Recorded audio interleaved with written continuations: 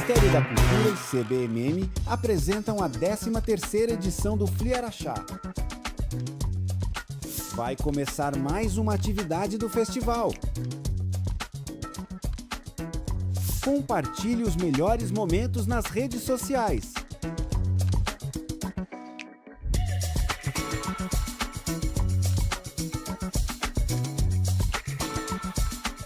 O vídeo a seguir possui recursos de legenda e libras. Apresenta cenas dinâmicas que registram diversas manifestações culturais de todas as regiões do Brasil, ambientado tanto nas ruas, nos palcos, como em grandes eventos e produções ou ambientes intimistas. O vídeo é plural, com agentes culturais de todas as idades, etnias, roupas e figurinos coloridos próprios de cada expressão cultural. A cultura é um dos mais preciosos instrumentos de democracia. É um canal de expressão plural que permite a convivência de diferentes vozes, histórias e visões de mundo. E por isso a cultura, tal qual a democracia, deve ser defendida e fortalecida. Essa é a função da Lei Rouanet, a principal política pública de incentivo à cultura brasileira. Com ela, perseguimos a missão de assegurar o acesso democrático à produção e à difusão cultural. Ao longo de mais de 3 décadas, a Rouanet permitiu que inúmeras iniciativas culturais, antes inviáveis, ganhassem o mundo.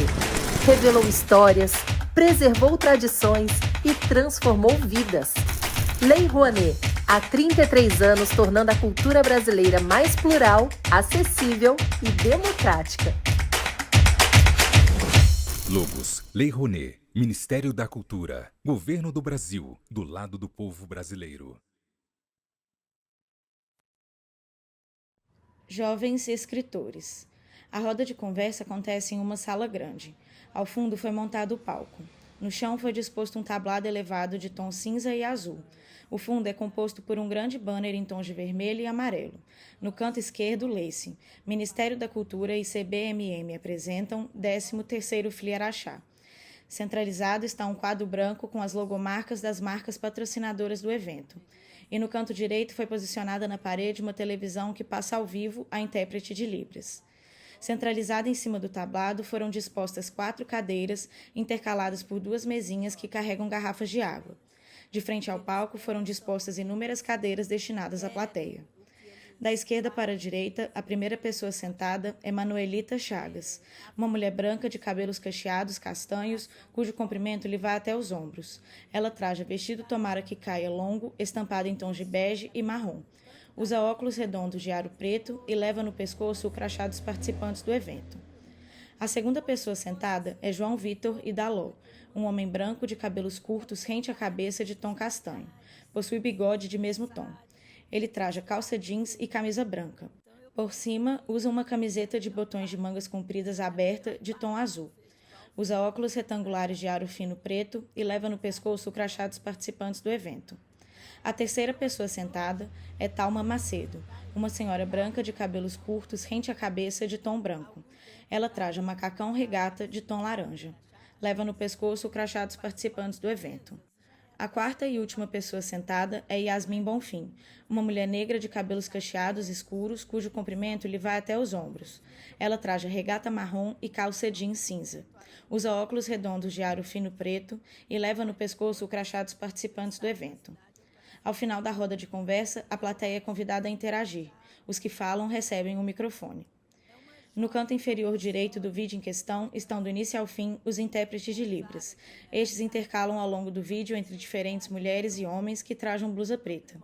Eles traduzem simultaneamente tudo o que é falado. Quando eu saio daqui, eu gosto de vestir a camiseta escrita Fliaraxá para falar para as pessoas. Outros falam, Fliaraxá, que é isso? Eu falo, é um festival literário que tem em Araxá, que já vai pela 13ª edição.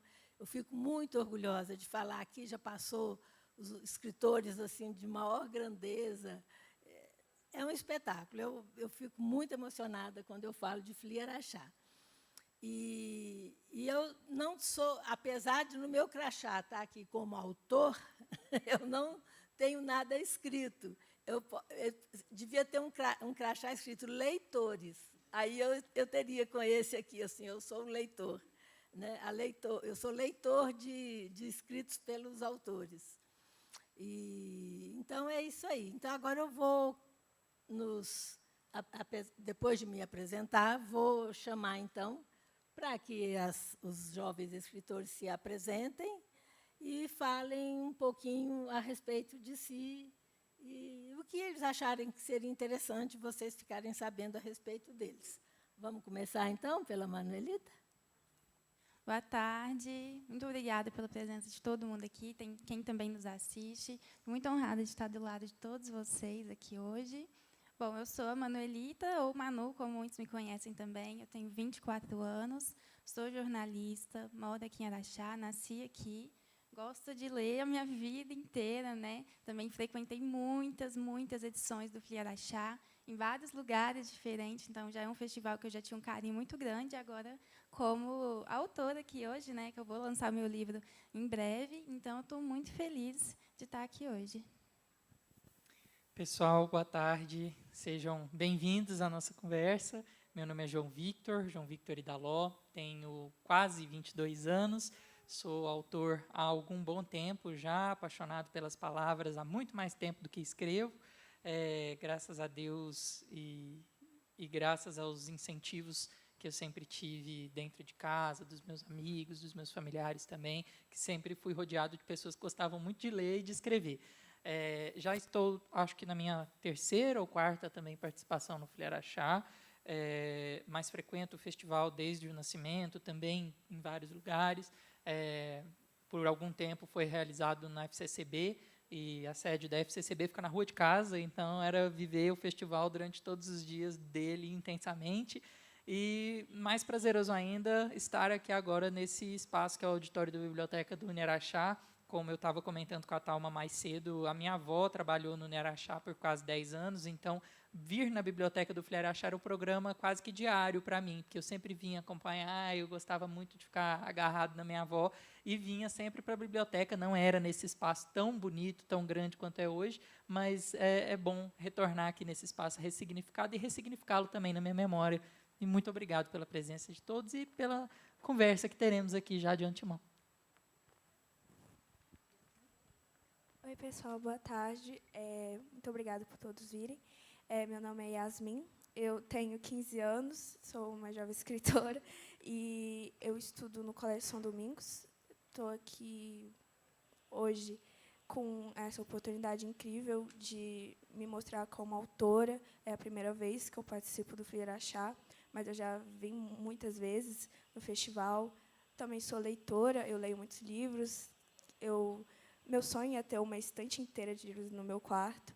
E estou para lançar o meu livro, não é lançado ainda, mas eu trouxe ele encadenado aqui para estar com ele aqui comigo.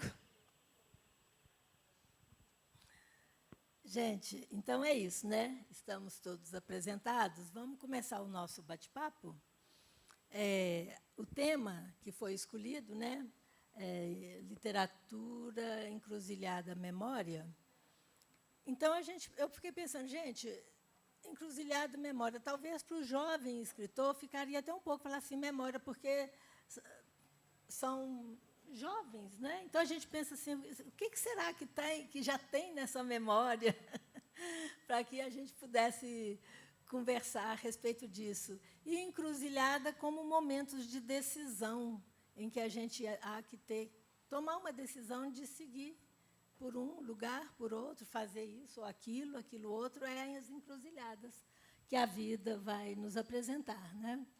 Mas a gente sabe que, apesar de tudo, a cada momento a gente tem que estar criando memórias. Então, o momento que eu entrei aqui e abracei o João já é uma memória, né?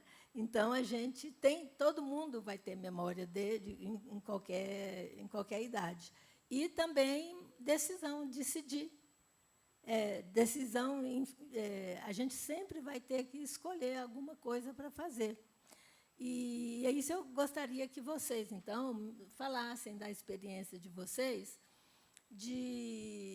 da literatura, buscando pela memória. A memória de vocês, desde há 15 anos aqui neste planeta, outros há pouco mais de 20, mas tem uma bagagem imensa de memórias, de coisas relativas. O João já citou aqui um pouco a avó que trabalhava aqui. Cada um tem a sua experiência de vida. E como que isso vai influenciar na literatura de vocês, na escrita de vocês, né? na inspiração? Será que é lá que vocês vão buscar a inspiração? Nesse banco de memórias que a vida vai nos fazendo formar? Ou na memória que eu acabei de ver, algo que eu vi há 5 minutos, nesses lugares, ou vocês têm outros recursos? Quer começar, Yasmin? Não? Então, vamos por lá. Eu começo. Eu tenho assim, uma memória muito clara de quando eu era pequena. Eu sempre gostei muito de ler, então eu tive incentivo em casa, né, dos meus pais, do meu pai, da minha mãe. Em casa eu tinha um baú com vários livros, na casa do meu pai tem estantes de livro. E na escola também, né, a gente tem aquele incentivo das professoras com as leituras. Então, eu gostava tanto de ler que eu acordava de madrugada, sentava num tapete assim no chão, do lado da minha cama, acendia a luz e eu ficava lendo. E aí a minha mãe não sabia disso. Um dia ela acordou assim de madrugada e aí ela viu a fresta do meu quarto com a luz acesa. Ela falou: gente, o que essa menina está fazendo acordada? E era eu lendo. Então, a minha mãe ficou preocupada, né? Porque aí eu não dormia à noite, eu ficava lendo, e aí, no outro dia de manhã, ficava igual um zumbi, né? Acordava igual um zumbizinho, assim. Então, ela me levou até na psicóloga e falou: olha, tem que ajudar essa menina de algum jeito. Aí ela falou: olha, então vamos colocar horário para ela ler, né? E tira o tapete do quarto e tira também os livros, que o quarto ela vai entender que é um lugar para ela dormir e outros momentos para ler. Mas, então, vem daí, desde sempre, eu gostando muito de ler. E depois, na adolescência, a escrita veio também, né? Então, eu acho que uma coisa sempre vai estar ligada à outra, a leitura, a escrita. Então, a minha memória vem daí. Eu acho que memória está entre as coisas que eu mais gosto de falar sobre, porque eu sou uma pessoa nostálgica, uma pessoa que gosta de puxar daquilo que, quando eu era criancinha, gosto de falar sobre a família, e eu acho que a família é uma base muito importante, se não a mais importante, nessa criação de memórias, de um modo geral, e principalmente para quem é autor, né? Eu acho que a gente tira da nossa família vivências boas e ruins, mas sempre vivências que nos influenciam muito sobre o que nós escrevemos e como nós escrevemos. Eu tive a oportunidade de chamar um professor, que foi meu professor, para escrever o prefácio do meu livro, e ele cita algumas referências que eu cito durante o livro. Ele fala sobre Bob Marley, Tropicália, Mitterrand, Naomi Campbell, Gene Kelly, fala sobre outras referências também que eu cito, coisas da internet. Por que eu estou dizendo isso? Porque tudo isso é memória. Tudo isso são coisas que estão na minha memória porque eu aprendi a ouvir música e a gostar de música com meu irmão. Eu aprendi a ler com a minha avó. Eu me lembro muito pequenininho, 2, 3 anos, assim, aquelas memórias, flashbacks que a gente tem, que a gente mal sabe se são reais ou se são só conjecturas da memória, de estar na cama com a minha avó e de ver o jornal recém-lido ali meio dobrado de canto. E lembro de ver as manchetes, e aquilo me fascinava, porque eu falava: gente, que bonita essa letra grande, colorida, aqui, notícia, foto, o que é isso? E aí eu comecei por aquilo me fascinava, ver a minha avó lendo na minha frente jornal e tal, e preocupada com política e com economia e tal, que coisa diferente, e surgiu daí. E lá em casa também a gente tinha, não era um baú, era uma gavetona grandona, assim, de uma cômoda, que tem até hoje, cheia de livros de história, livros de infância, porque minha família, todas as mulheres da família, em algum momento foram professoras, e a maioria delas de educação infantil, então tinha muito livro de criança ali. Então, eu gostava de ficar mexendo, lendo aquilo. Nisso, aprendi a ler muito cedo, aprendi a escrever muito cedo, e hoje busco nessa minha memória afetiva de ver a minha avó lendo, de ouvir o meu irmão ouvindo músicas que eu não conhecia e aprender a gostar de música com ele.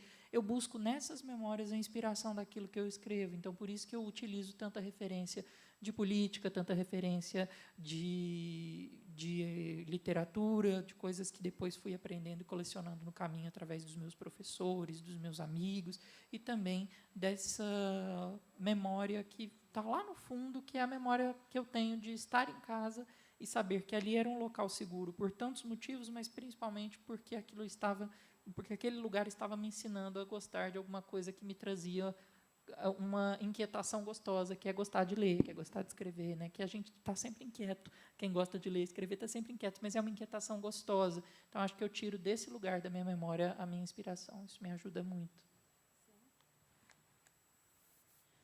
Eu acho que minha família não é muito apegada à leitura, então minha memória, principalmente, desde que eu comecei a ler, foi quando eu entrei para o CSD. Então, eu me lembro bem de que teve uma vez que a coordenadora me tirou da sala de aula, sentou comigo perto de uma árvore e tentou me ajudar a ler um trechinho, que eu tinha muita dificuldade de ler. E aí, depois, ela me passou uma lição de casa para que eu treinasse mais a minha leitura.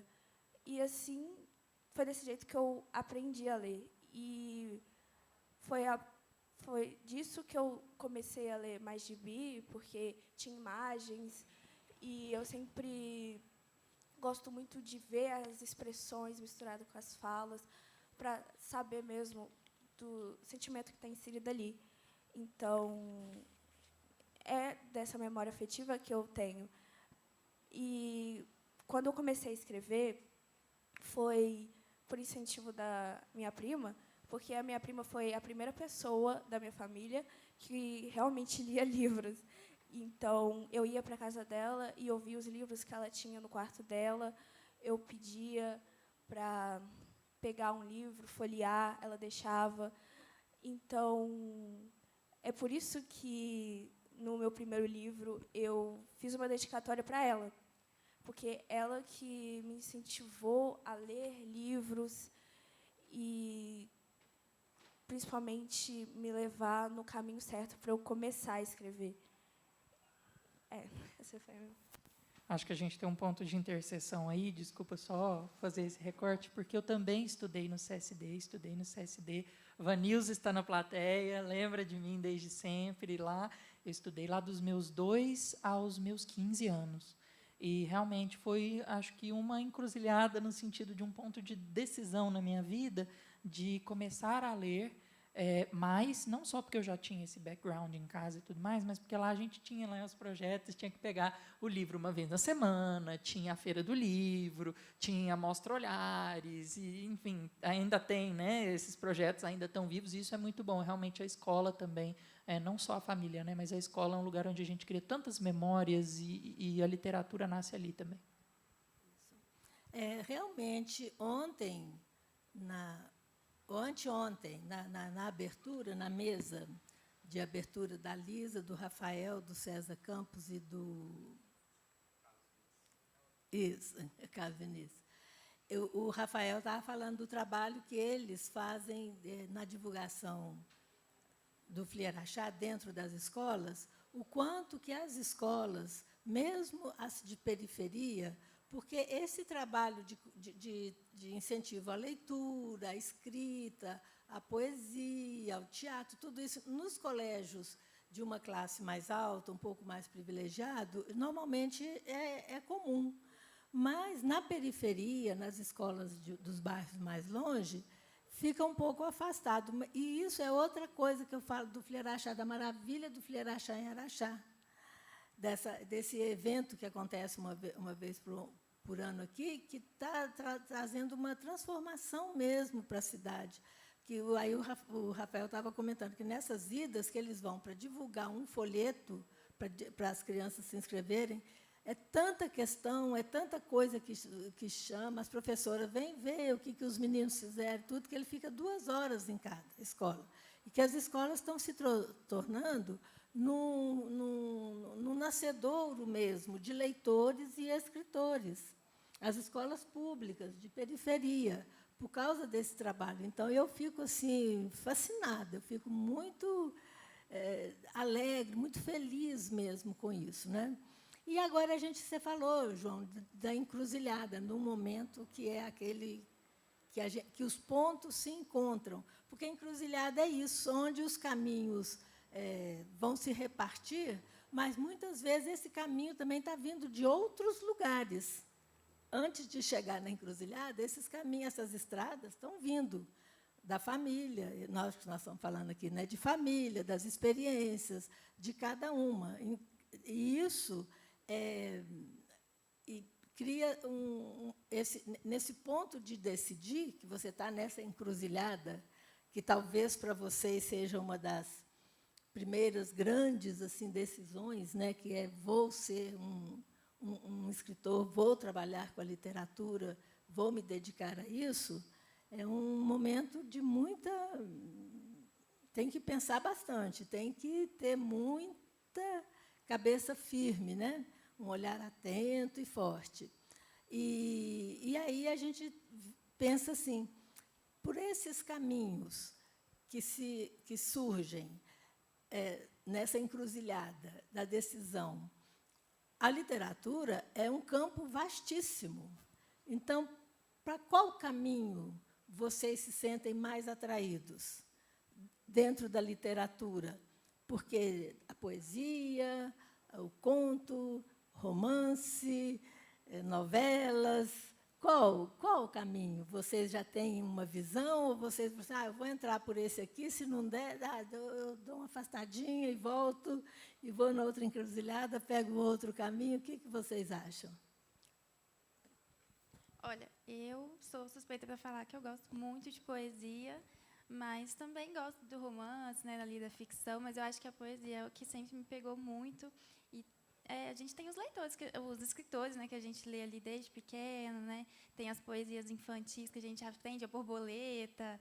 A gente sabe que, então, a gente vai crescendo com essas coisas na escola, no dia a dia, e aí é o que vai levando a gente a escolher mesmo, né? Então, para mim, eu acho que é a poesia. Eu gosto muito de Clarice Lispector também, né? Ela tem ali uma escrita muito densa, muito intimista. Eu gosto bastante também desse lado, desse tipo de escrita da Clarice. Eu concordo muito com o que você falou sobre a poesia. Eu acho que a poesia surgiu para mim como a primeira opção, não porque eu escolhi, não porque eu pensei, vou fazer isso porque eu acho a poesia mais bonita. Surgiu, foi natural. Então, eu tenho essa tendência à poesia, só publiquei livros de poesia. Mas escrevo crônicas, principalmente, escrevo contos, mas principalmente as crônicas. As crônicas me têm um pouquinho mais do que os outros gêneros, e até tanto quanto a poesia, porque eu acho que a crônica, por ser cotidiana, é mais pura, mais verdadeira, mais sincera. Eu gosto muito, é por aí que eu vou. No meu caso, é um pouquinho diferente, porque, como eu não tive muito contato com a literatura desde cedo, eu não tive contato, primeiramente, com a poesia, foi mais com a ficção, mas eu fico mais fascinada com a fantasia. Então, o meu gênero favorito é fantasia, com romance, ou só romance, mas eu também leio bastante poesia também, porque eu acho que autores brasileiros como Fernando Pessoa, Carlos Drummond de Andrade e a Clarice Lispector são autores incríveis, fascinantes, e a escrita deles me incentiva muito. E agora me ocorreu aqui que a gente está buscando em memórias coisas vividas e experimentadas, mas me ocorreu aqui, eu me lembrei do Manuel de Barros, quando ele fala que tudo que ele diz, 90% é invenção, e o resto é mentira mesmo. Ou seja, ele vive nesse mundo aí da criatividade. Então, porque existem essas memórias que são inventadas, né? E, quando a gente lê um texto dele, a gente fala, não, é claro que ele viveu essas experiências dele lá na beira do rio e tudo, mas será? Né? A gente não sabe. Ele já disse, ele já falou assim, vocês que são leitores, vocês que se entendam aí o que eu estou querendo dizer. Né? Então, assim, e as memórias inventadas? Até onde que elas vão na ideia de vocês, quando vocês vão pensar num texto, escrever alguma coisa? Olha, eu acho que... Eu gosto muito do Manuel de Barros. O meu livro preferido dele é O Menino do Mato, então eu também sei, né, como que é essa parte. Eu acho que a gente vai pegando também um pouco de inspiração, né, do que a gente ouve, do que a gente lê. Eu sou muito musical, eu gosto muito de ouvir música, então, às vezes, você ouve uma música ali, você nem viveu aquilo, mas você pensa assim, nossa, você sente tanto o que a pessoa cantou que você vai lá e escreve alguma coisa que é inventada mesmo, né? Você inventou ali a partir do que você ouviu ou do que você sentiu naquele momento, mas você não morreu de amores por ninguém, mas você está lá escrevendo alguma coisa que, nossa, quem vê pensa, meu Deus, ela sofreu muito, coitada, mas não, nem passou perto. Então, eu acho que vem muito disso, do que a gente vê de fora, né? Que a gente vê no dia a dia, no nosso cotidiano, acho que vem disso, as invenções da nossa cabeça. Eu tenho certeza que o escritor é sempre um mentiroso por natureza. E tem que ser, porque mentir bem é a arte da escrita, e a arte da escrita é sobre mentir bem. Eu acho que existe essa correlação, porque, às vezes, o coração só rasga no papel, né? Eu vou responder lendo só uma estrofe de um poema que tem aqui no meu livro, que chama Scripta Manente, o poema, que é o seguinte: para aliviar, versos esticados, reversos ao amor, avessos à realidade, amantes do secreto, do inexistente, do irreal, amigos da imoralidade. Eu acho que isso fala muito. Eu acho que a poesia, principalmente, mas toda a escrita é um pouco de mentira, um pouco de invenção, e isso é o mais gostoso de poder criar. Que nem a Manuelita falou sobre a música também, para mim, é um grande ponto de partida, porque eu escuto muita música. Às vezes, quando eu vou escrever, eu coloco uma música para tocar, para ter inspiração, para conseguir escrever. E, tipo, do gênero que eu mais escuto é Tropicália, que é o MPB. Eu escuto bastante desses artistas brasileiros. E aí, com cada música que eu escuto deles, me dá não sei a palavra, mas... Talvez uma inspiração. Isso. É uma inspiração mesmo, porque eu tiro muito do que eu observo no dia a dia, no cotidiano das pessoas, do que vem na minha cabeça sobre o emocional, porque acho que eu sou muito sentimental. Então, MPB é sentimental. Então, É isso mesmo. Sentimental, é cruel, é real, é fantasia. Você gostaria, Yasmin, de ler um trechinho aí das suas coisas para nós? Você escolheu alguma coisa? Ou você quer escolher e eu passo para... Vou ter que dar uma olhada para escolher. Primeiro. Então tá. Você trouxe, Manu, alguma coisa? Então leia para nós, mostre-nos os seus devaneios e suas realidades. Olha, esse aqui, ele chama Caminho Cruzado. Até ela conversa um pouco com a encruzilhada, né, escolhas que a gente faz. E é o seguinte: os limites sempre serão atravessados. Ninguém conhece seus contornos antes de rompê-los. E é na primeira vez que dói que a gente entende onde termina o conforto e onde começa a ferida. Descobrimos o que nos fere não antes, mas depois, quando já doeu, quando já passou. O problema não é o tropeço, é escolher o mesmo caminho, sabendo do buraco. Então, não tenha medo de mudar de rota. Mudar de rota é muito necessário, né? Muitas vezes. Já que a gente falou aqui de memória, de começo, eu vou ler um que chama Nascimento, que eu acho que diz muito sobre o que nós jovens somos e o que eu penso sobre isso.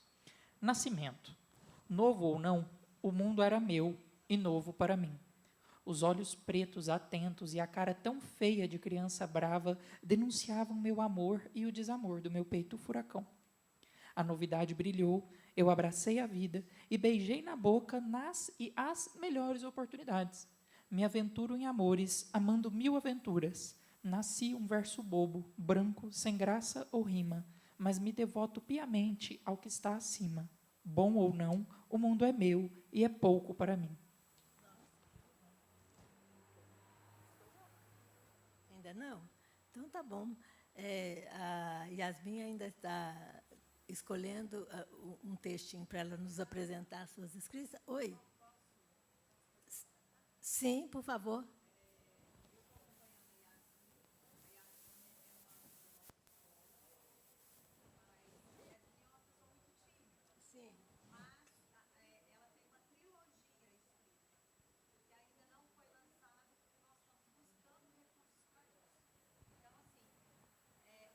Espera aí que ela vai te dar o microfone, que isso é importantíssimo. Então, assim, eu praticamente adotei a Yasmin. Então, é um desafio muito grande, né, Yasmin? Porque eu fiz uma promessa.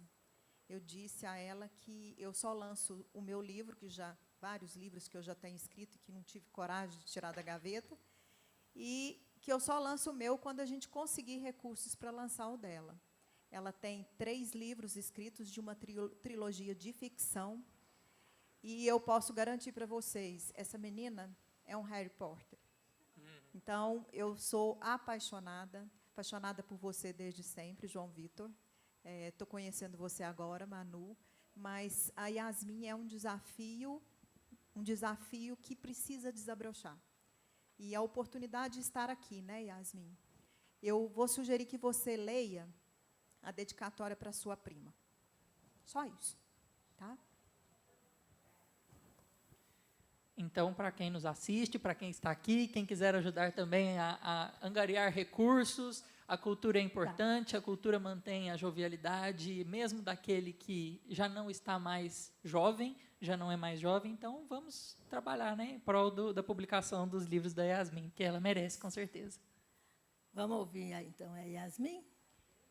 Eu vou ler a dedicatória que eu fiz para minha prima, para o meu primeiro livro, que está escrito assim. Para a Gabi, para agradecer por fazer crescer uma escritora em mim. Amo você. Nossa, muito legal. Gente, então nós vamos chegando ao final do nosso bate-papo, agradecendo muito, né, a presença dos nossos autores aqui, agradecer a presença de vocês todos que vieram prestigiar. E como o João lembrou, né, gente, dar esse apoio, tá sempre, quando a gente souber de alguma coisa, avisar, entrar em contato, seguir. Vocês querem colocar alguma arroba de vocês para ser contactado de alguma coisa, de algum interesse nos livros, nas notícias? Vocês querem colocar? Pode ser. O meu Instagram é @amanuelite, com T mudo no final. E a gente pode falar bastante lá de literatura, né? Vai ter o lançamento do meu livro, que foi no edital da Gestalt. Meu livro vai ser lançado provavelmente até novembro desse ano. O meu livro chama Sobre Tudo que Eu Sinto, ou Quase Tudo. É um livro de poesias, como a gente comentou aqui. Está muito bonito, a gente está só esperando mesmo acabar, porque é por lei de incentivo à cultura, né? A gente sabe que demora essas coisas. Então, a gente segue aí, né, com a cultura, escrevendo, e desejo também que os livros de vocês sejam lançados aí em breve. Meu arroba no Instagram é @joãoidaló, João normal, Idaló, IDALO. Lá eu publico meus textos, também tem os links para venda dos meus 2 livros. O primeiro livro já tem 5 anos já de lançamento, e esse segundo aqui, 3 Tempos, foi lançado ano passado. Posto muita coisa por lá quanto possível.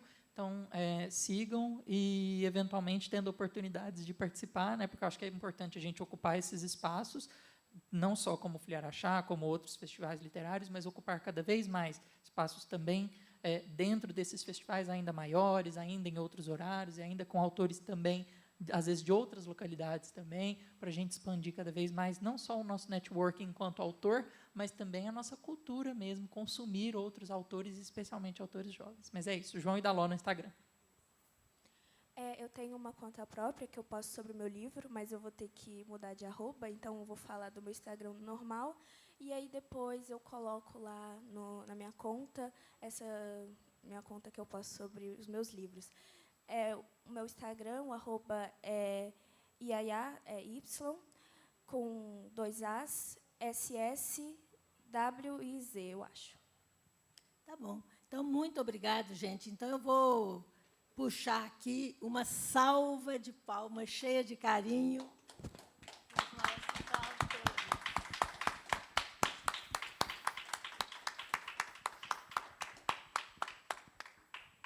Gente, muito obrigada a todos. Muito obrigada. E até uma outra oportunidade. Obrigado. Muito Toma, obrigada. até mais. Obrigada.